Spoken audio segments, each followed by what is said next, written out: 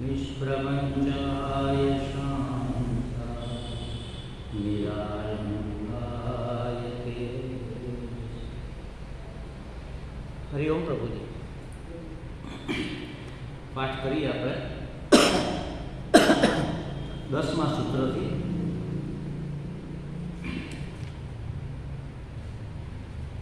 14 સૂત્રો સુધી આપણે ચર્ચા થઈ છે। 10, 11, 12, 5 સૂત્રનો પાઠ કરીએ। अन्याश्रयाणां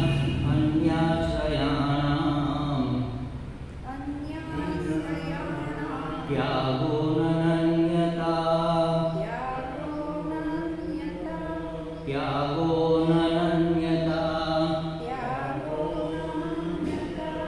लोके वेदेषु तदनुकूलाचरणं तद्विरोधीषु उदासीनता भवतु निश्चयदार्ढ्यात् ऊर्ध्वं शास्त्ररक्षणम् अन्यथा पातित्याशङ्कया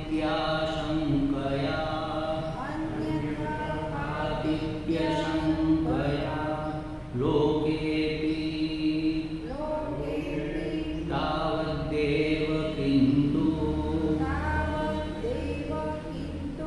भोजनादिव्यापारः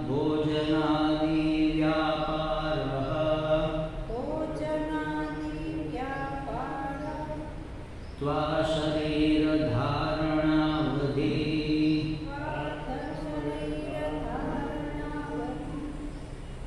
શું કહે છે? આ શરીર ધારણાવધિ તું અને આ બંનેની સંધિ છે એટલે ત્વા શબ્દ બન્યો છે। તું એટલે પરંતુ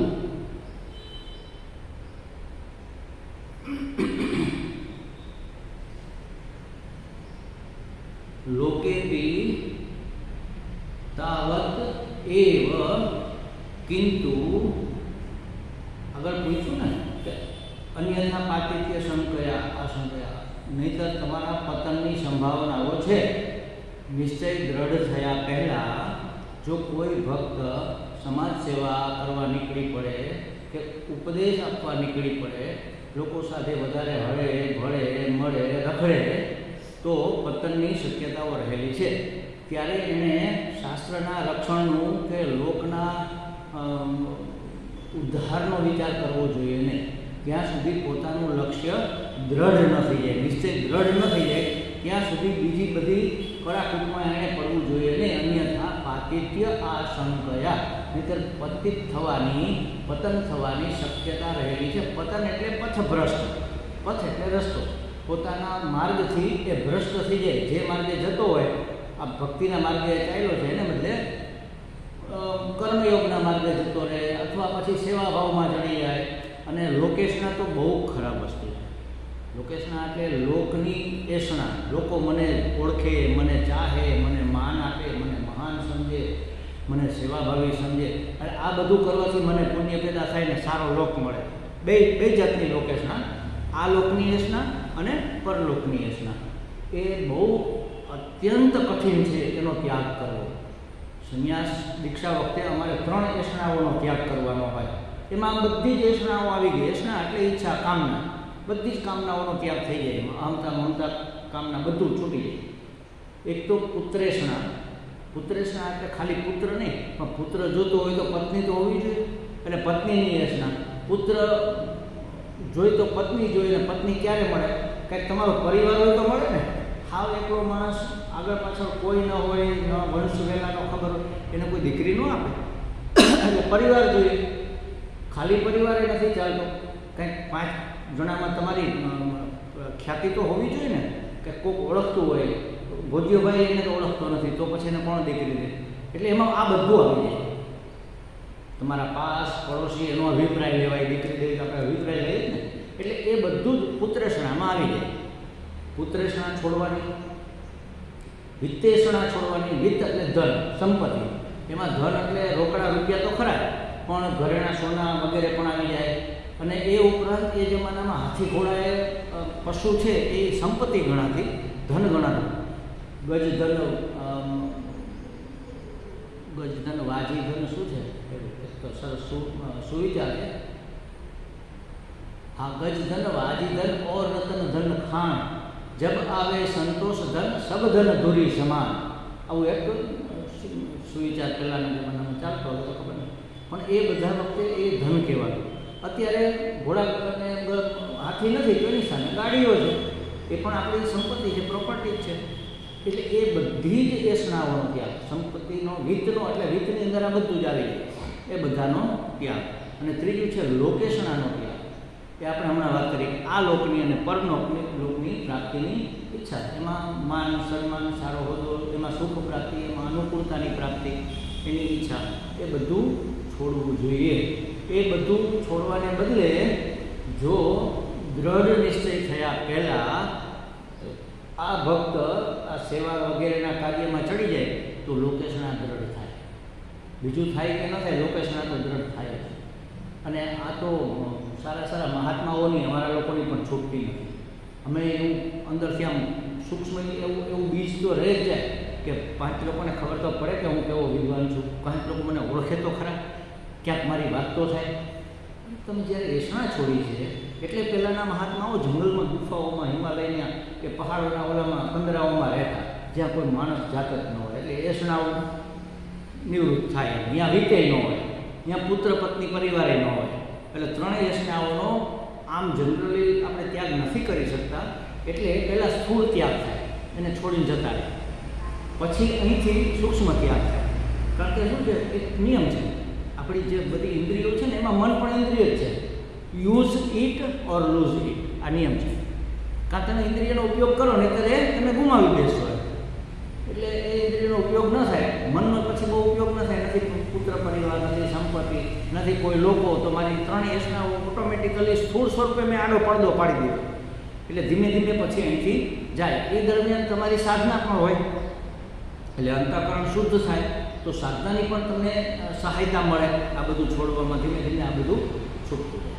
એટલે કે છે કે આ ન થાય જ્યાં સુધી તાત્પર્ય નિશ્ચય દ્રઢ ન થાય. નિશ્ચય દ્રઢ થવો એટલે તાત્પર્ય નિશ્ચય દ્રઢ થવો. ભક્તિમાં આપણું શું તાત્પર્ય છે? તાત્પર્ય એટલે આપણો ઉદ્દેશ્ય. ભક્તિ કરીને આપણે શું જોઈએ છે, આપણું લક્ષ્ય શું છે? એટલે લક્ષ્યની દ્રઢતા ન થાય એની પહેલાં કોઈ ભક્તે, કોઈ સાધકે આ બધી વસ્તુઓમાં શાસ્ત્ર રક્ષણમાં પડવું નહીં, લોકોના ઉદ્ધારમાં પડવું નહીં.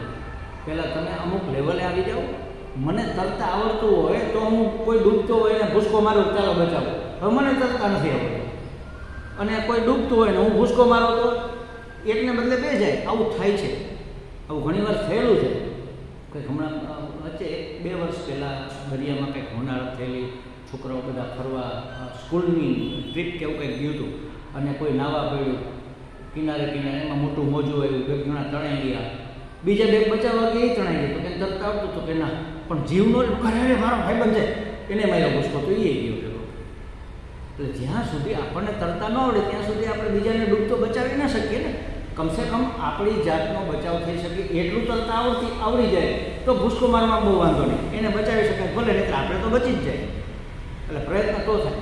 એવી રીતે જ્યારે આપણી સાધનાની દ્રઢતા થઈ, લક્ષ્યની દ્રઢતા થઈ, માર્ગની દ્રઢતા થઈ, પછી તમે બહાર નીકળો.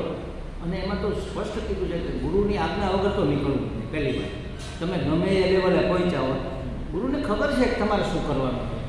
તમારા લક્ષ્યની પ્રાપ્તિ કેમ કરવાની છે, તમારા દ્વારા સમાજને શું લાભ મળવાનો છે, એ બધી જ ગુરુ તો ખરેખર શું કહેવાય, પેલા ત્રિકાળ જ્ઞાની હોય. આપણે એમ થાય કે ના ના અમારા સ્વામીજી કાંઈ ત્રિકાળ જ્ઞાની નથી, તમને લાગે છે, એ તમને લાગે છે નથી, એમ એ તમારી શ્રદ્ધાની ખામી છે. અને ખરેખર હોય જ છે. કોઈ પણ ગુરુ, મૂર્ખમાં મૂર્ખ ગુરુ પણ ત્રિકાળ જ્ઞાની હોય છે. કેવી રીતે ત્રિકાળનું જ્ઞાન કેને હોય? જે સિદ્ધ પુરુષ હોય એને હોય ને. તમે એને ગુરુ માન્યા તો એની અંદરનું જે ગુરુ તત્વ છે ને એને એની અકલ છે ત્રણેય કાળની. એ પોતે બિચારો વિદ્વાન નથી, સામાન્ય માણસ છે, મૂર્ખ માણસ છે એમ કહ્યું કે એના કરતાં આપણામાં જાજી બુદ્ધિ હોય એવું બને. પણ તમે જ્યારે એને ગુરુ તરીકે, ગુરુ દ્રષ્ટિથી જ્યારે જુઓ છો ત્યારે એના મોઢામાંથી પરમાત્મા એ શબ્દો જ મોકલે કે જે તમારા ઉદ્ધાર માટે હિતકારક હોય. તમે ગુરુ શું કામ બનાવ્યા? વેવાય શું કામ બનાવ્યા? કોઈને વેવાય બનાવીએ શું કામ બનાવીએ? કાં દીકરો દેવા, દીકરી લેવા કે એના માટે ને, નહીં તો વેવાય શું કામ બનાવીએ? એમ ગુરુ શું કામ બનાવ્યા છે? લક્ષ્યની સિદ્ધિ માટે. ભક્તિ હોય, કર્મયોગ હોય કે જ્ઞાન યોગ હોય કે ધ્યાન યોગ હોય, તમારે આધ્યાત્મિક માર્ગે આગળ વધવું છે. માટે તમે એક વ્યક્તિની અંદર ગુરુ દ્રષ્ટિ કરી. હવે તમે જે ગુરુ દ્રષ્ટિ કરીને એ તમારી ભાવના, તમારી દ્રષ્ટિ પરમાત્મા હંમેશા એને પુષ્ટ કરે. તમે સન્માર્ગે છો એટલે એના માટે રસ્તો ચોખ્ખો કરતા રહે અને એ એમના હૃદયમાં પ્રેરણા મૂકે કે અમને આવી આજ્ઞા આપો. એટલે જ્યાં સુધી ગુરુની આજ્ઞા પ્રાપ્ત ન થાય ત્યાં સુધી આપણે દેશી ભાષામાં કહીએ તો જરાય હળંગાયું થવા જેવું નથી. એ જ કહેશે કે હવે તમે બહાર નીકળો, હવે તમે સંસારમાં જાઓ, હવે તમે પ્રવચનો કરો, હવે તમે સત્સંગ કરો. ત્યાં સુધી તે કહેશે કે ના, સાધના કરો, હજી સાધના કરો. બરાબર. આપણી પરંપરામાં તો 12 વર્ષ સુધી બ્રહ્મચારીની સાધના છે, કમસે કમ 12 વર્ષ.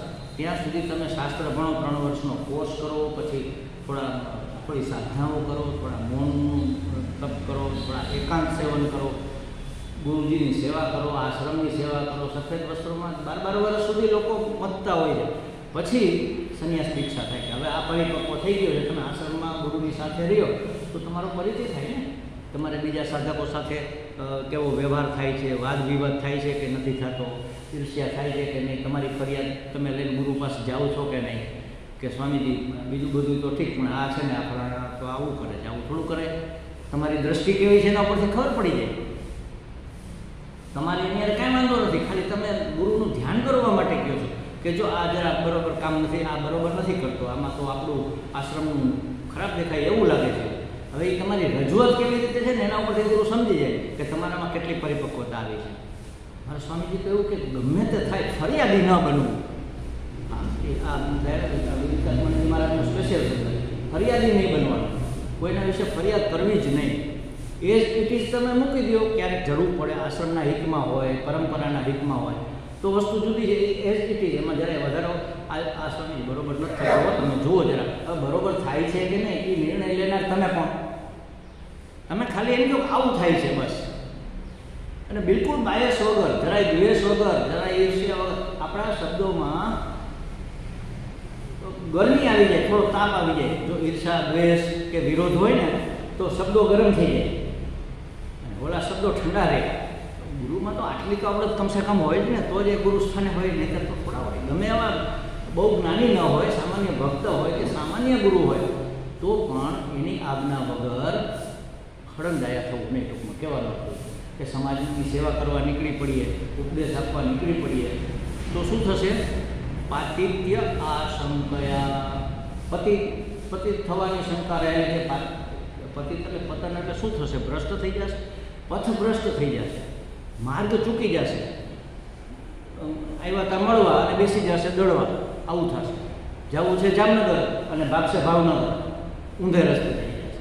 એટલે એ શંકા રહે એટલે માટે તમારે આ કામ કરવું નહીં. તો પછી શું કરવું? તો લોકો કી તદ એવ કિંતુ ભોજન, આ બધું તો નહીં કરવાનું. તો પછી જે લૌકિક ક્રિયાઓ છે, લૌકિક કર્મો સમજી લો, અને વૈદિક કર્મો છે એ તો તમે કીધું કે આ કરવાના, ન કરવા. તો એ સિવાયના જે કર્મો છે, સહજ કર્મો, પ્રાકૃતિક કર્મ, એનું શું? એ કેમ કરવા કે ન કરવા? તો કહે છે એ તો ભોજનાદિશુ વ્યાપારસ્ત્વાત શરીર ધારણાવધિ. ભોજન વગેરે ખાલી એક પ્રતીક તરીકે ભોજન આપ્યું, એવા જે સહજ કર્મો છે કે જે કુદરતી રીતે તમારી અંદર સ્ફુરે છે. ભૂખ લાગે એટલે ભોજન કરવાની ઈચ્છા થાય, સવારે ઉઠીએ તો આપણને દાંતણ કરવાનું મન થાય, સ્નાન કરવાનું મન થાય, શૌચ ક્રિયા કરવાનું મન થાય, સ્નાન કરી નીકળીએ એટલે વસ્ત્રો બદલવાનું મન થાય કે ભાઈ હવે કાલના પરસેવાળા વસ્ત્રોથી કાઢીને આ બીજા પહેરીએ ધોયેલા, વસ્ત્ર બદલવાનું મન થાય. પછી રહેઠાણનું મન થાય. સલામતીની જરૂર છે ને, ઠંડી આવશે, વરસાદ આવશે, ગરમી આવશે. પહેલાંના જમાનામાં તો મહાત્માઓ ઝાડ નીચે સૂઈ રહેતા.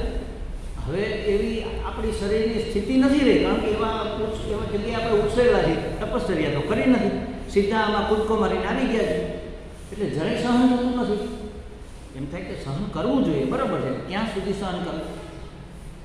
અમારા સ્વામી એવું કે જુઓ, તપ કેને કહેવાય કે તમારી સહન શક્તિ કરતાં એક આંટો વધારે, બસ. એથી પછી બહુ વધારે કરવા જશો શરીર બગાડી દેશે. અને શરીર ખલું સાધનમ, આ સાચું સાધન મુક્તિ માટેનું આ શરીર છે, એની કાળજી રાખવાની છે, બસ. એની આળપંપાળ નથી કરવાની. કાળજી રાખવી અને આળપંપાળ કરવીમાં ફરક છે. કાલે મેં વાત કરી ને કે ભાઈ શરીર તરફ બહુ ધ્યાન આપીશું તો શું થશે? તો દેહાધ્યાસ નહીં છૂટે. અને સૌથી અઘરામાં અઘરું બમ્પર તો દેહાધ્યાસ છે. મોટામાં મોટો બમ્પ છે. આમ ગાડીની જાતે પેલું આવે ને, શું કે બમ્પ કે ને, શું કે, હા, બહુ મોટામાં મોટું હર્ડલ છે દેહાધ્યાસ. દેહાધ્યાસ છૂટે એટલે તમે મુક્ત થઈ ગયા, સમજી લો. દેહાધ્યાસ એટલે આમાં હું બુદ્ધિ.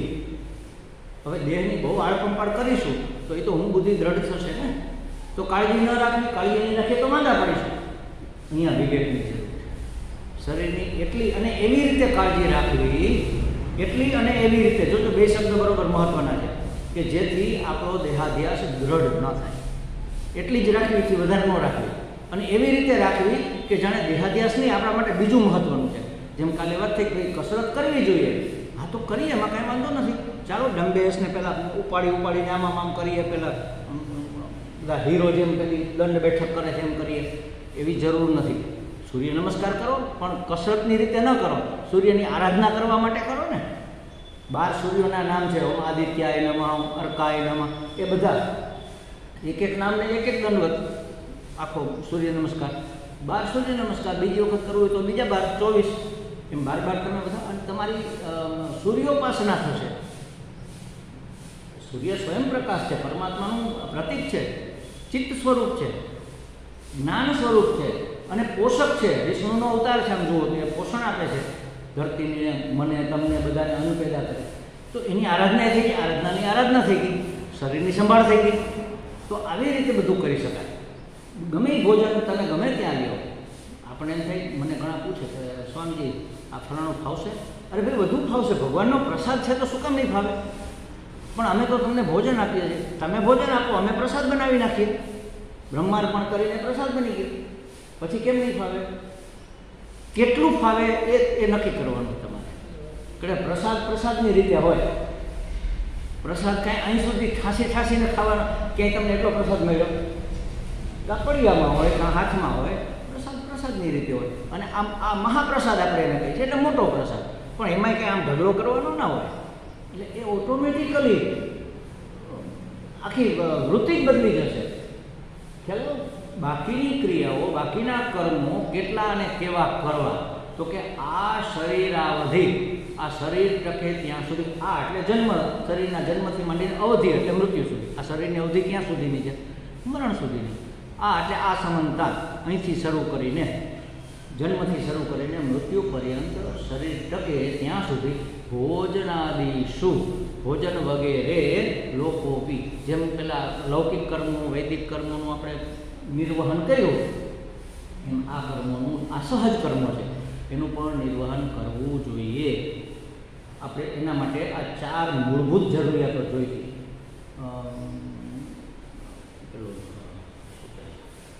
આહાર, નિદ્રા, ભયમય. આહાર, નિદ્રા, ભય અને વંશવૃદ્ધિ. હવે સંન્યાસી જીવન હોય તો વંશવૃદ્ધિ આવતી નથી, ત્યારે સંપ્રદાય વૃદ્ધિ આવે તમારી. એટલે તમારું જ્ઞાન છે એ બીજાને આપો, એ પ્રવાહમાં બીજાને જોડો કે જેથી બીજાનો પણ ઉદ્ધાર થાય. એટલે આ શિષ્ય પરંપરા એમાંથી ચાલી, એ વંશવૃદ્ધિ જ છે. હું ગૃહસ્થી હોય તો મારે બાળકો હોય, અને નિવૃત્તિ જીવન ગાળતો હોય તો મારે શિષ્યો હોય. એ પુત્ર જ છે. શિષ્ય પુત્રવત જ હોય છે હંમેશા, એનાથી પણ વધુ હોય છે. એટલે આ 4 તો મૂળભૂત જરૂરિયાતો છે. એ એવી રીતે કરવી કે જે આરાધનાનો એક ભાગ હોય, પરમાત્માની પૂજાનો એક ભાગ હોય, પરમાત્માની ભક્તિનો એક ભાગ હોય. આહાર ભોજન છે એને પ્રસાદ બનાવીને લેવું, નિદ્રા છે એ સમાધિની રીતે લેવી, સહજ સમાધિ જેમ હોય એને શું કહે છે નિદ્રાને પેલી યોગની ભાષામાં કેવી નિદ્રા? યોગ નિદ્રા. હવે આપણને એમ થાય યોગ નિદ્રા એટલે યોગી જ કરી શકતા હશે, આમ કરીને બેસી જતા હશે અને પછી ઊંઘી જતા હશે, શું થતું હશે? યોગ શબ્દનો અર્થ, યોગ શબ્દ યુંજ ધાતુ ઉપરથી બન્યો. યુંજ એટલે જોડાવું, યોગ એટલે જોડાયેલું. હવે જોડાયેલું એટલે કેની સાથે જોડાયેલું? આપણે સૂઈએ ત્યારે કેની સાથે જોડાયેલા હોય? સંસારના વિચારો કરતા હોય ને. તો પરમાત્મા સાથે જોડાઈને પછી તમે નિદ્રા કરો તો તમારી આખી ઊંઘ છે ને એ સાધના બની જશે. રામ રામ રામ રામ રામ રામ કરતાં કરતાં ઊંઘ આવી ગઈ અને સવારે ઉઠીને પેલું રામ રામ યાદ આવે તો આખી રાત તમે સૂતા એ તમારા જપમાં ગણતરી થાય. એટલા જપ તમે કર્યા હોય ને જે પુણ્ય પ્રાપ્ત થયું કે ઉત્પન્ન થવું જોઈએ એટલું પુણ્ય તમને મળે. તો આ યોગ નિદ્રા છે. યોગ નિદ્રા એટલે હું આ મારી વ્યાખ્યા છો, આ યોગીઓ આવી વ્યાખ્યા નથી કરતા, આ તો હું તમને આપણે બધાને આપણા ઓલામાં ઢાળી દેવાના, બીજું કંઈ. એ જ ઉત્તમ માર્ગ છે સાધના માટેનો. આહાર, નિદ્રા, ભય એટલે સલામતી. આપણે કાવડીએ કાગળ ઉડી જાય. શું કામ ઉડી જાય? એને ભય લાગે છે કેમ કે આ મને મારશે ને હું ઓલી જઈશ તો. સૌથી મોટો ભય તો મૃત્યુનો જ છે. હવે જ્યારે પરમાત્માને શરણાગત થઈ ગયા ત્યારે ભય છે નો. ચિંતા એ શ્રદ્ધાનો અભાવ છે. સમજો, મને મારા જીવન વિશે કે મારા કોઈ પણ પાસા વિશે ચિંતા થાય તો મારી પરમાત્મામાં એટલી ઓછી શ્રદ્ધા છે. એ શ્રદ્ધાની કચાશ છે. જો મેં સંપૂર્ણ શરણાગતિ લીધી હોય, પરમાત્માના શરણે થઈ ગયો તો ચિંતા કરવાનું કારણ નથી. બેઠો છે બાપનો બાપ બેઠો છે, મને કોણ હલાવી શકવાનું છે? અને જો મારા પ્રારબ્ધમાં આવી રીતના હલવા ડગવાનું હશે, દુઃખી થવાનું, હેરાન થવાનું, પરેશાન થવાનું હશે તો કોઈ બચાવી નહીં શકે. ભગવાન તો કે ભગવાન એને ડાયલ્યુટ કરી દેશે. મને એટલું જ દુઃખ અને એટલી જ પરેશાની મોકલશે જેટલી હું સહન કરી શકું. મારા પ્રારબ્ધમાં ભલે ને ગમે એટલું દુઃખ હોય પણ એ કારે એ ઝઘડો નહીં આપી દે તો હું મરી જાઉં. એક દુષ્કર્મ, એક પાપ કર્મનું પરિણામ ભોગવવા જેટલી આપણામાં ક્ષમતા નથી. જો એમનો એસિડિટી આવતું હોય ને, આ તો બધા પાપ કર્મોના ફળ તો એસિડ જેવા છે. હાથનો એસિડમાં નાખીએ તો હાથે ખદખદી જાય, દાજી જાય. બેનો બાથરૂમ સાફ કરે છે ત્યારે એસિડનો શીશો ઊંધો વાળે છે? નથી વાળતા. એક પાણીની ડોલ ભરીને એમાં 2 ઢાંકણા જ ખાલી નાખે, ડાયલ્યુટ કરી નાખે અને પછી એ પાણીથી બાથરૂમ ધોવે એટલે ચિકાસ બધી નીકળી જાય. એમ આ પરમાત્મા તો માતૃવત્સલ, ભક્તવત્સલ, ભૂતવત્સલ છે. એક પ્રાણીઓની ચિંતા છે એને. એના કર્મનું પરિણામ તો આપે જ છે, આપે છે ઈશ્વર જ. કર્મ નથી આપતા, કર્મ ફળ ઉત્પન્ન કરે પણ ક્યારે, ક્યાં, કેવું, કેટલું ફળ આપવું એ પરમાત્મા નથી કે આ મારો દીકરો, આ મારી દીકરી આથી વધારે સહન નહીં કરી શકે એટલે હું આને આટલું આપું. જેમ નાનું બાળક હોય અને પૌષ્ટિક ખોરાક એને ખવડાવવાનો જ હોય, આપણે ખવડાવતા હોય એપલ ને બધું આમ ચમચીથી પેલું છોલીને ખવડાવતા હોય. હવે 2-3 વર્ષનું થયું એમ કે મમ્મી આ માખણ આ બધું આટલું મારે ખાવું છે, બાટકો ભરેલો હોય ફ્રીજમાં, મમ્મી બધું મને આપી દેવા, આ બધું મારું, હું કોઈને નહીં આપું. હા ભાઈ તું ખાજે પણ એકારે ન ખવાય. માં આપે એકારે કે આ બધું તારું આમાં કોઈ ચાખશે પણ નહીં. એટલે શું કરે? 1 ચમચી અત્યારે ખવડાવે, 1 ચમચી બપોરે ખવડાવે, 1 ચમચી સાંજે ખવડાવે, 1 ચમચી રાતે સૂતી વખતે, આખો વાટકો ખવડાવે પણ એકારે ખવડાવે. જો એકારે ખવડાવે શું થાય? જાડા થઈ જાય બાળકને. એની પાચન શક્તિ એટલી પાવરફુલ નથી. પરમાત્મા આવી કૃપા કરે છે. મારા કર્મનું ફળ તો આવે જ આવે, જેટલું દુઃખ ભોગવવાનું છે ભોગવવાનું આવે પણ એને એવું સરસ મસાલેદાર બનાવીને આપે, હળવું કરીને આપે, કટકે આપે. આપણને ખબર ન પડે કે આપણે આપણા કર્મનું ફળ ભોગવી લીધું, એને ખબર ન પડે. આ તો આપણે એના તરફ બહુ સજાગ હોઈએ છીએ એટલે આપણને દુઃખ લાંબુ લાગે ને સુખ ટૂંકું લાગે. મન માનસિક રીતે બહુ. બાકી જો તમે એનાથી સજાગ ન હોય, ઈશ્વર ને જે કરવું એ કરે, ભલે ને કરે. તમારે દુઃખે હરી બસ. બીજી માથાકૂટમાં પડવું જ નહીં ને તો યાદ નહીં રહે. અને જ્યારે આપણે બીજી કોઈ વસ્તુમાં તલ્લીન થઈ જઈએ ને ત્યારે દુઃખ ભૂલાઈ જતું હોય છે. અમારે વરસાદને કમો ને ગોઠણ ને પગ બધું દુઃખે. પછી જગન્નાથજીની યાત્રાએ જવાનું હતું. ત્યાં ભાગવત સપ્તાહ એક મારા મિત્ર છે સત્યાનંદજી મહારાજ, એમની હતી. મેં કીધું આપણે જઈએ. 2-3 બીજા લોકો હતા.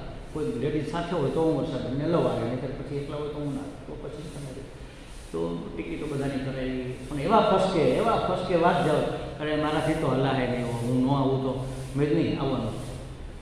એટલે પહેલેથી મેં પહેલી વખત જ્યારે હું સત્સંગમાં ગયો ને ત્યારથી મેં એને સાથે રાખ્યા.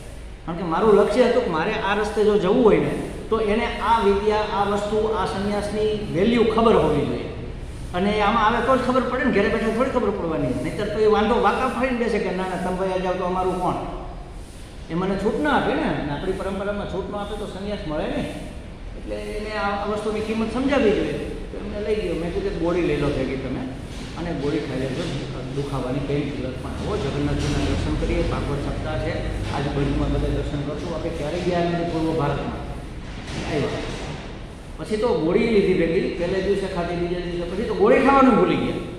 અને અમારા ઉતારાથી જગન્નાથ મંદિર સુધી હાલીને દર્શન કરવા જાય. દિવસમાં 3 વાર હાલીને દર્શન કરવા આવીએ. પછી આજુબાજુના સ્થળો જોવા ગયા, અહીંયા ઘણું બધું આમ હાલવાનું હોય. સાંજે હોય ને ઓહો આજ તો બધું બહુ દુઃખ, મેં તો ગોળી લઈ લીધી. ખબર નહોતો એ કે હું ભૂલી ગઈ. જ્યારે આપણું મન કોઈ વસ્તુમાં તલ્લીન થઈ જાય ને ત્યારે દુઃખ દર્દ યાદ નથી આવતા. આપણને એમ લાગે કે ઓહો મારું દુઃખ તો પાર વગરનું છે, હમણાં તો હું હેરાન થઈ ગયો કે થઈ ગઈ. કારણ કે એના તરફ આપણી નજર છે. આમ નજર રાખો ને તો ઓલું ભૂલાઈ જશે એની મેળાએ. ભગવાને બધા રસ્તા આપ્યા છે. એ આમ છોકરાને રમાડે આપણે એ પણ ઓલું ઓલામાં જ પડ્યું હોય. આપણી સામે એને આપણે પ્રયત્ન કરીએ જોડાવા માટે, આપણે એના માટે નાચવા તૈયાર છીએ, જાત જાતના હાવભાવ કરવા તૈયાર છીએ, હા બધું કરવા તૈયાર છીએ. પણ પેલા બાળકને તો રમકડું જ ગમે છે. આપણે આ રમકડું છોડીએ નહીં સંસારનું, તો ભગવાન તો બિચારો બોલાવે છે, આમાં હું કરે જ છે. અમે એના હું છીએ રૂપમાં, એ કરે જ છે. એ તરફ ધ્યાન જવું જોઈએ ને આપણું. આમાંથી આસક્તિ ઓછી થાય સંસારમાંથી, તો આમાં ધ્યાન દે. તો પછી આ શરીર ધારણા વધી, શરીર ધારણ કરીએ જન્મથી માંડીને ટકે ત્યાં સુધી જે કર્મો છે એ બધા જ કરવા જ પડે. પણ કઈ દ્રષ્ટિથી તો આપણે અત્યારે કરીએ જ છીએ ને. ખાઈએ છીએ, પીએ છીએ, રમીએ છીએ, સૂઈએ છીએ, નાહીએ છીએ, બધું કરીએ જ છીએ નથી કરતા. સારામાં સારો સાબુ લઈને ઘસીને નાહીએ છીએ. શું કામ કે હું રૂપાળો દેખાવ, હું રૂપાળી દેખાવ. સરસ બ્યુટી શોપ, બધા જે શોપ આવે છે બધા લખે બ્યુટી શોપ. આટલા સિન્સ 1974 1947થી અમારો આ સાબુ, આ લક્ષ ને આ ફલાણો, આ બધા મિલ્કવાળો ને દૂધવાળો મલાઈવાળો. શું કામ પસંદ કરીએ છીએ? રૂપાળા થવા માટે ને. શરીર દ્રષ્ટિ છે અત્યારે, એ જ શરીરને નવડાવવાનું જ છે અને એ જ સાબુથી નવડાવવાનું છે. પણ દ્રષ્ટિ હવે એ નથી કે આને રૂપાળું બનાવવાનું છે, આને સ્વચ્છ બનાવવાનું છે, આને શુદ્ધ બનાવવાનું છે. મારે પરમાત્માની, મારા ઈષ્ટદેવની પૂજા કરવા બેસવું છે. તો શરીરમાં અશુદ્ધિ કેમ ચાલે? હું એવો સરસ, જો નાનું બાળક છે ને શેરીમાં રમતું હોય, ધૂળ ધમાવો બધું ભરાઈ ગયું હોય, નાકમાં લીટ બીટ આવી ગયું હોય, આંખમાં ચીપડા જામી ગયા હોય, અને પપ્પા ઓફિસે ગયા એટલે બાળક દોડે અને નવડાવ પહેલાં ચોખ્ખો કર. એટલે એની માં એને નવડાવી, ધોળાવી, સરસ મજાના વાળ તેલ નાખીને ઓળાવી દે, કપડાં બદલાવી દે, આમ પાવડર પફ લગાવીને અહીંયા બાઘડો કરી દે. પેલું શું કે કાળું પીલું કરે ને, બાઘડો કરી દે. પછી એના પપ્પાના ખોળા મૂકે, પછી એના પપ્પા એટલા વાલથી એને રમાડે. હવે એક સામાન્ય સંસારિક પપ્પા પણ જો આવી અપેક્ષા રાખતા કોઈ ચોખ્ખા થઈને આવો તો ગંદકી ત્યાં કેવી રીતે ચાલે? એકે ગંદકી સારી કંઈ ન ચાલે, માનસિક કંઈ ન ચાલે. મનમાં તો ગંદકી આટલી બધી તો ભરી છે. હવે કમસે કમ આની તો ઓછી કરીએ. એટલે સ્નાન કરવાનું છે. હું ભોજન કરતું, હું સૂઈ જાઉં છું એટલા માટે કે હું વહેલો સૂઈ જાઉં તો વહેલો ઉઠું, વહેલો ઉઠું તો વહેલો મારા નામને ભજું. અને જ્યારે ભજતો હોય ત્યારે મને નીંદર ના આવે. મારે જેટલી જરૂર છે એટલી ઊંઘ એટલા માટે હું કરું છું. એ આરામથી આરામ મળે એટલા માટે, શરીરને જરા શ્રમ નિવૃત્તિ થાય એટલા માટે નથી કરતા.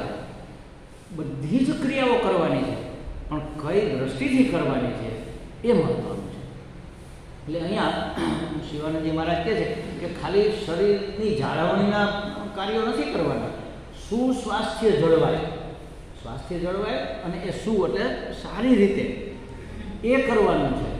પણ આપણે એ ખાસ જોવાનું આ કરતી વખતે. હું તો ખાસ દ્રઢતાપૂર્વક તમને કહું છું કે આ બધું જ કરજો, પણ કોઈ પણ સંજોગોમાં આપણો દેહાધ્યાસ દ્રઢ ન થવો જોઈએ.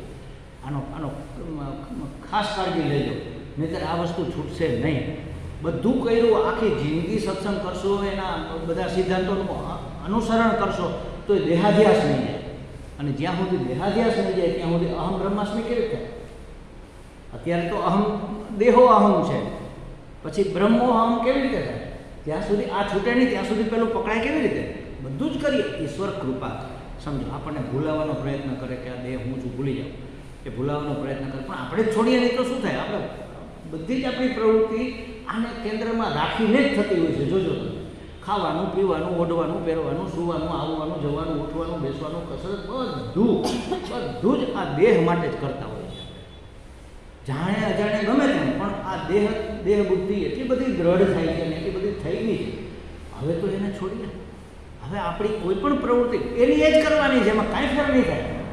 જે ખાતા હશો એ જ ખાશો, જે પહેરતા હશો એ જ પહેરશો. કાંઈ તમે વસ્ત્રો બદલી નથી નાખવાનું. જે ઓઢતા પહેરતા હશો, જ્યાં સૂતા હશો ત્યાં જ સૂવાનું છે.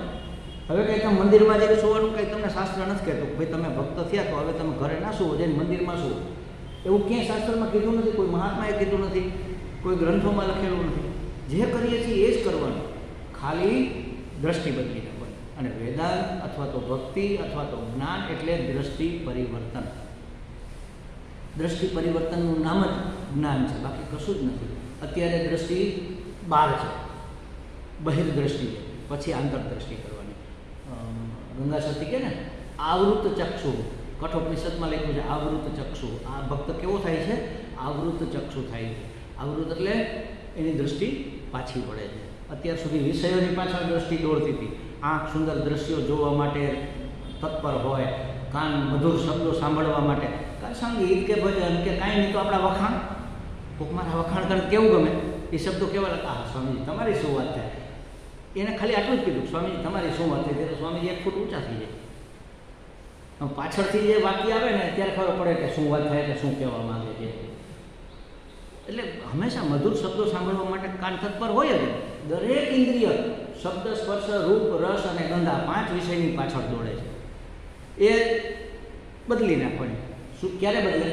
જ્યારે એના ઉપર ચિંતન કરીએ, જ્યારે આપણામાં આ સમજણ આવે કે દ્રષ્ટિ બહાર જાય છે કેમ,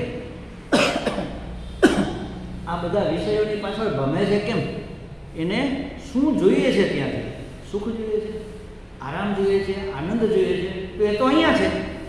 આનું પ્રતિબિંબ ત્યાં પડે છે ને.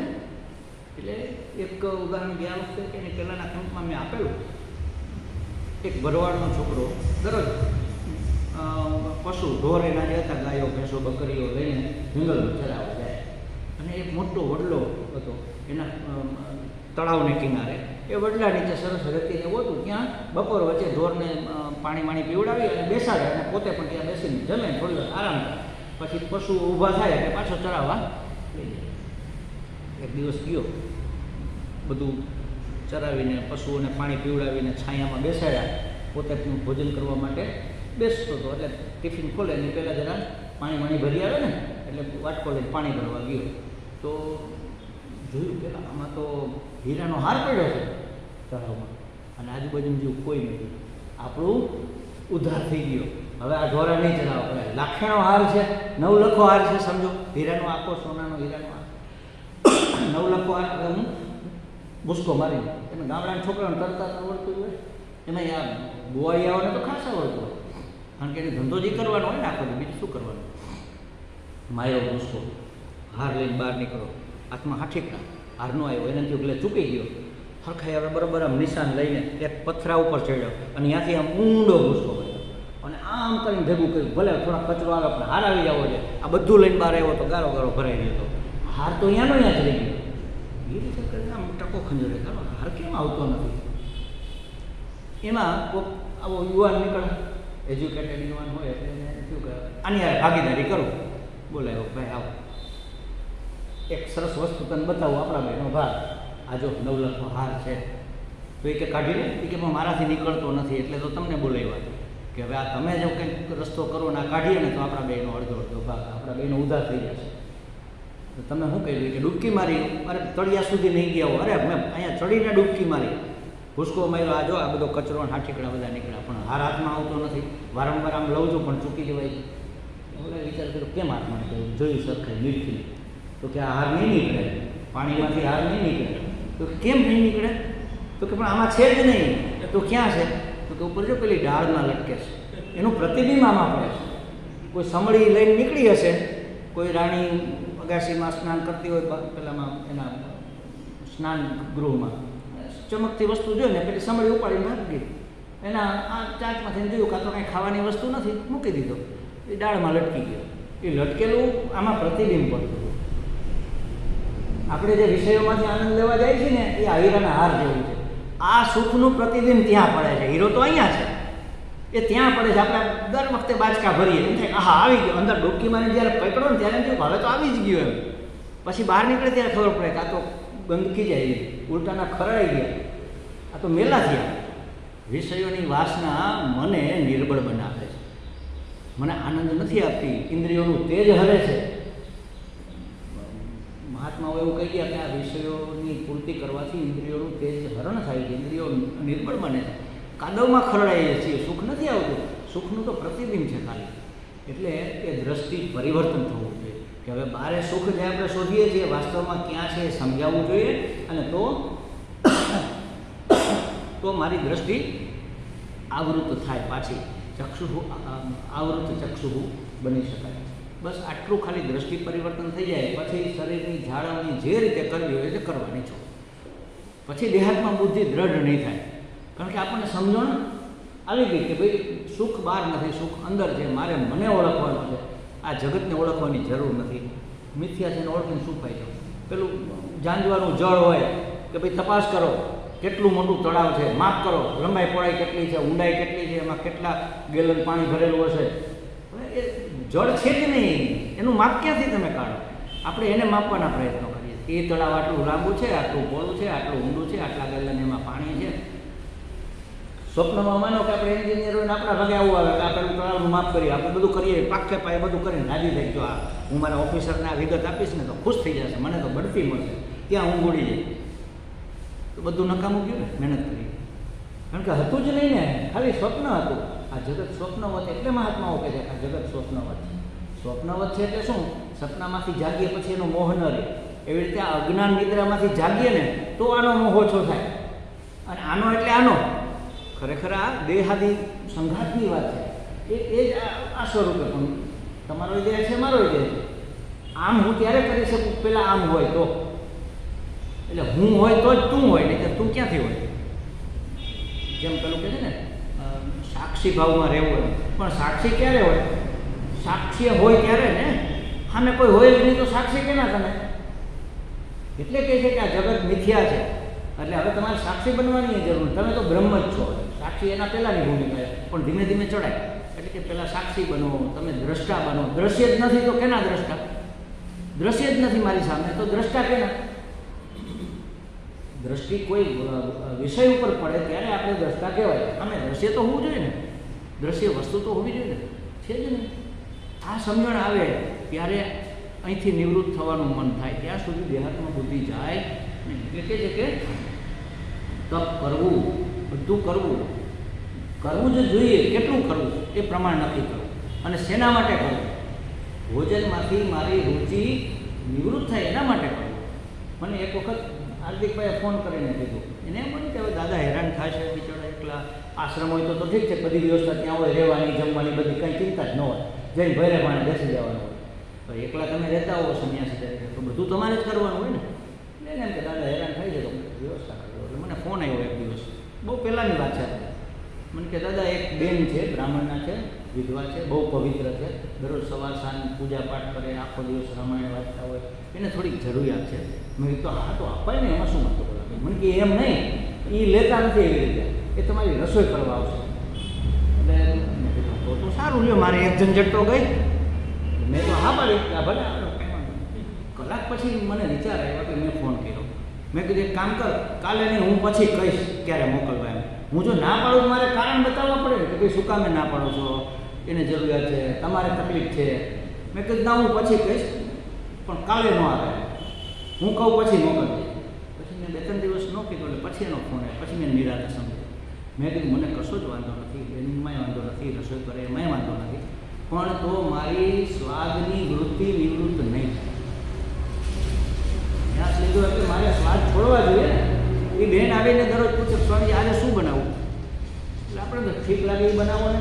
એટલે કે પણ જો ભીંડો છે, ગલકા છે, ગુવાર છે, શું છે, ભીંડો કરું? હા કરો.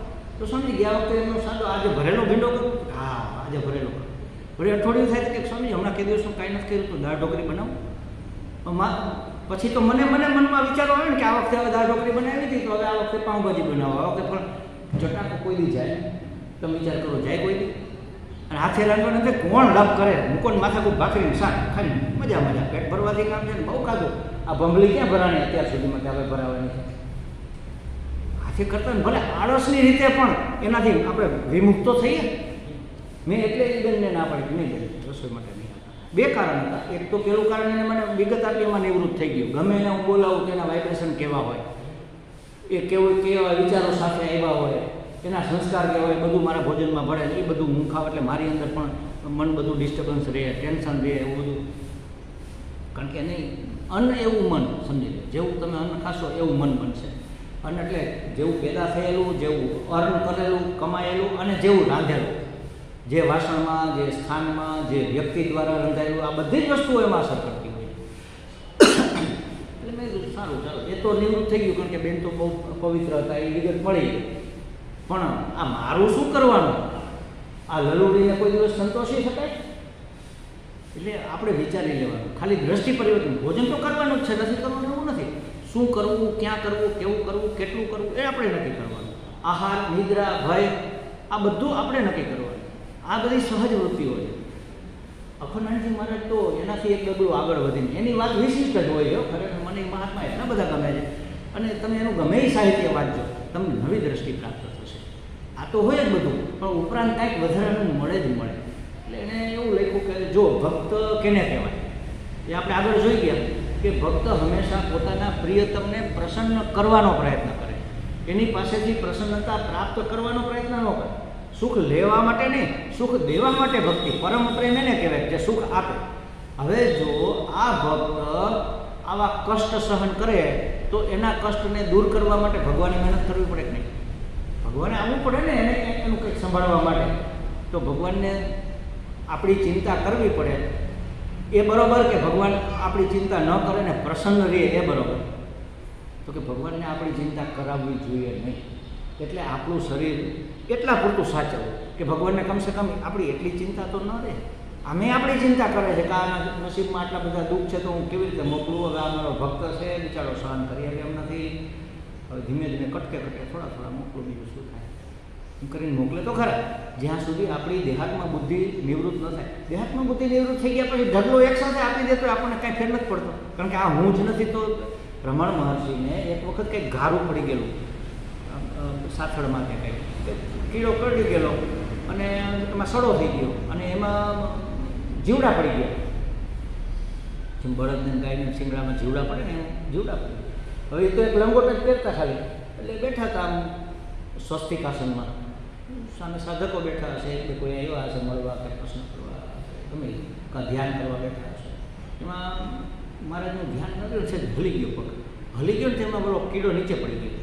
એટલે લઈને પાછો મૂક્યો. ભાઈ હજી એક દી તારું આયુષ્ય હોય ત્યાં સુધી તું ખાઈ પી લે, પછી તો તારું આયુષ્ય કેટલું અહીંયા વધીને. કીડાઓ તો એટલે બી જીવે, વળી બીજા પેદા થાય. એનું કંઈ લાંબુ આયુષ્ય ને કે 50 વર્ષ 100 વર્ષનું આયુષ્ય લઈ ન આવ્યો હોય કીડામાં પડા બધા. એટલે પાછો પેલા ઘાવ. હવે તમે વિચાર કરો, એક તો ઘાવ એમાં પાકેલો હોય, રસી પરું થયા હોય ને એમાં કીડા સળવળતા હોય, બટકા ભરતા હોય, એ કેમ સહન થાય? અને એ ક્યારે સહન થાય? અને એ પડી ગયા પછી પાછો લઈને મૂકવો એટલે કેટલો દેહાધ્યાસ નિવૃત્ત થયો હશે? તમે વિચાર કરો. એને સ્પષ્ટ, બિલકુલ સ્પષ્ટ હશે કે આ તો હું નથી જ, આને ધારણ કરનાર હું છું. આ વસ્ત્ર મેં ધારણ કર્યા. હવે આ કપડું ક્યાંક દબાતું હોય તો એ થોડું ચીસો નાખવાનું છે કે હું અહીંયા દબાવું છું, મને અહીંથી કાઢો, એવું થોડું કરવાનું. એવી રીતે આ દેહ દબાય કે દુઃખી થાય, સુખી થાય, હું જોઉં, એનો દ્રષ્ટા છું, બરાબર. આ મેં ધારણ કરવા મારા વસ્ત્રો, વસ્ત્રાંશી જીર્ણાની વસ્ત્રો તો જર્જરિત થાય ખરે, એમાં દેહે જર્જરિત થાય, સાજો થાય, માંદો થાય. દેહાધ્યાસ આટલી હદે નિવૃત્ત થાય પછી તમે ગમે એ કરો. કારણ કે પછી તમારી દેહાત્મા બુદ્ધિ જ નથી. પછી પરમાત્મા કે હું ગમે એ કરું, એ કારે બધા દુઃખ મોકલે. જોજો મોટા ભાગના આવા જીવન મુક્ત પુરુષોના જીવનમાં અંતે એનું મૃત્યુ વખતે તો ખૂબ દુઃખો આવ્યા હોય છે. શું કામે? રામકૃષ્ણ પરમહંસ પેલા પેટમાં પેલી થયેલું ને એવી રીતે એનું મૃત્યુ. પેલા કેન્સરથી કોઈ એને કેન્સર હતું ને, ગળાનું કેન્સર હતું. હા, ગળાનું કેન્સર હતું. એવી રીતે આ રમણ મહર્ષિ છેલ્લે એને, હા, એટલે એક સાથે ડેન્સિટી જેટલા કર્મો છે એ ભોગવી લે. હવે તો જન્મ લેવાનો નથી અને જે દુઃખ આપવાના હતા એ ભગવાને પેન્ડિંગ રાખ્યા હતા. કારણ કે જ્યારે સાધના ચાલતી હતી ત્યારે કટકો આપ્યા, એક વાટકો એક માખણ ખાવાનું છે, પણ હજી 2-3-4 ચમચી બાકી રહી ગયું. પણ હવે દીકરો મોટો થઈ ગયો તો એક આપી ગયો, ખાઈ જાય, હાલ હવે તારો ખ્યાલ આવ્યો. આવું કારણ હોવું જોઈએ. આ મારો તર્ક છે, આવું ક્યાંય શાસ્ત્રમાં નથી લખ્યું, પણ આવો વિચારીએ તો આવું આપણને એનું સમાધાન સૂજે કે દેહાત્મ બુદ્ધિ નિવૃત્ત થાય પછી વાંધો નથી એમ. પછી તમે કસરત કરો, તમે પહેલવાન બનો, કાંઈ વાંધો નહીં, પણ અત્યારે જરા કંઈ તમે એ રવેડે ચડ્યા, શરીર તરફ નજર રહી તો દેહાત્મ બુદ્ધિ નિવૃત્ત નહીં થાય. અને જ્યાં સુધી દેહ આત્મા છે એવી બુદ્ધિ નિવૃત્ત નહીં થાય, દેહ હું છું એવું નિવૃત્ત નહીં થાય, ત્યાં સુધી બ્રહ્માસ્મિ થશે કેવી રીતે? એ થવાનું જ નથી. ભક્ત પ્રેમી કેવી રીતે થશે? અને પ્રેમી તો થશે તો પરમ પ્રેમી કેવી રીતે થશે? એ નહીં થાય ને. પરમ પ્રેમ તો ત્યારે કહેવાય કે પ્રેમ મારા પૂરતો ન રહે, મારા જે હોય એના પૂરતો ન રહે, બધા માટે વ્યાપી જાય, ત્યારે એને પરમ કહેવાય. એવો પ્રેમ. અત્યારે તો હું ને મારા, બસ આથી આપણે આપણી પરિઘની બહાર તો જતા જ નથી ને. પછી ભલે મારા ઓળખીતા, મારા મિત્રો, મારા જાણીતા, કાંઈ નહીં તો આ મારા સત્સંગીઓ, આમાંય મારાપણું તો હોય જ છે. આ મારા સત્સંગીઓને ફલાણી જગ્યાએ જાય છે એ એના સત્સંગીઓને, આ માતાજી પાસે જાય છે એ જુદા સત્સંગીઓને. અત્યારે મારા તારા તો આમાં સત્સંગીઓમાં મારા તારા થઈ ગયું છે, પછી બીજી તો ક્યાં વાત છે. પણ એ પ્રેમ જ્યારે પરમ થાય ત્યારે આ બધી લિમિટ નીકળી જાય. લિમિટલેસ, અનંત, અસીમ એવો પ્રેમ, એને પરમ પ્રેમ કહેવાય. એટલે આ દેહાત્મ બુદ્ધિ પણ નિવૃત્ત થવી જોઈએ. અને એટલી હદે આ બધું કરવું કે જેથી તમારી ચિંતા ભગવાનને કરવી ન પડે. એ તમારી ચિંતા કરે તો તમે એને સુખ આપ્યું કે દુઃખ આપ્યું.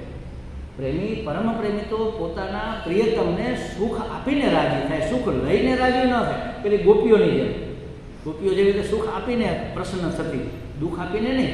આપણે અખંડાજી મહારાજ કહે છે કે એ